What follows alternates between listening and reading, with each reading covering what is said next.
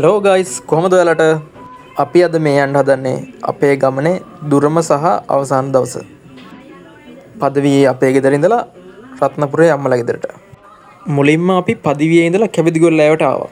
ඊට පස්සේ අපි කැවිදිගොල්ලෑවෙන් රයිස් එකක් කාලා යන්න පිටත් වුණා. අපි මේ යන ගමන් ඉන්නේ අනුරාධපුර මල්වතුවේ හරියේ. මේ හරිය නම් සමහර තැන්වල පාරවලුත් කැඩලා ගිහින් තිබ්බා. අපි යන දවසේ නම් වතුර ගොඩක් දුරට අඩු වෙලා තිබ්බේ. අපිට මේ සම්පූර්ණ ගමනට කිලෝමීටර් 300ක් විතර තියෙනවා. කිලෝමීටර් 300 යන රුපියල් 2500ක් වගේ තමයි තෙල් පිච්චෙන්නේ.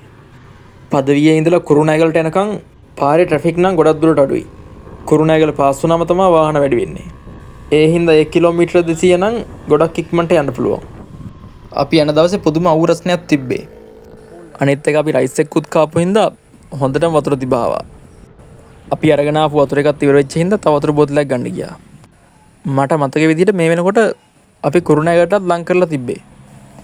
ඊට පස්සේ අපි කලාය හරියෙන් පඳුරු දාන තැනට පඳුරුත් දාලා පොඩ්ඩක් ඒ හරිය බයික් එකත් නවත්තලා තියලා අපි මේ යන ගමන පරිස්සමට යන්න පුළුවන් වෙන්න කියලා ප්‍රාර්ථනා කරලා එතනින් එන්න පිටත් වුණා.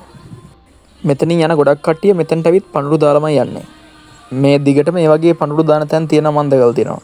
ඒත් අපි නම් නැවැත්තුවේ මේ හරිය විතරයි. මීට කලින් මේ හරියට ඇවිත් තිබුණත් මේ පැත්තට ආව පළවෙනි දවස් අද. මේ පැත්තට ආපුවම පුදුම නිදහසක් දැනෙන්නේ. මොකද මේ බෝගහේ කොළ හෙලන සද්දෙයි ඊට එහා පැත්තෙන් කලාවයයි එක්ක පුදුම ලස්සනක්.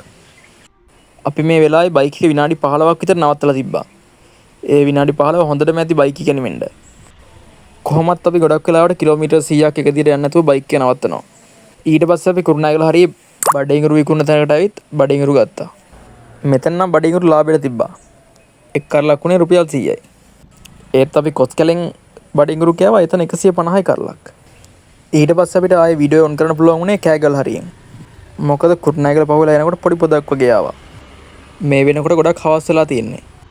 මේ පාරේ යනකොට නම් හිතට අමුතු ෆීලිං එකක් එන්නේ. ඒ වගේම බයිකුත් තියෙනවා. මොකද දකුණු පැත්තෙන් තනිකරම තියෙන ප්‍රපාත. අනිත් එක හවස තියෙන අවුවත් එක්ක පුදුම ලස්සනයි. මට මතක විදිහට මේ වරකපොළ පාර මේ හරියට නාය ගියපු තැන් සෑහෙන්න තිබ්බා.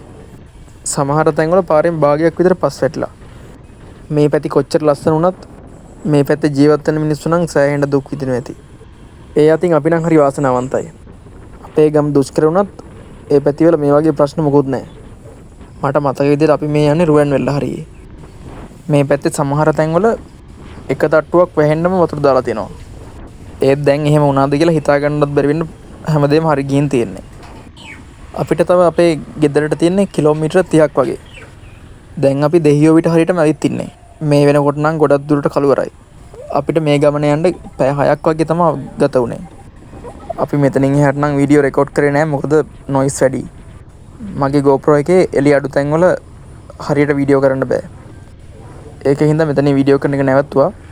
thank you වීඩියෝ එක බලුවට channel එක subscribe කරලා support එකක් දෙන්න. අපි ගිහින් එන්න.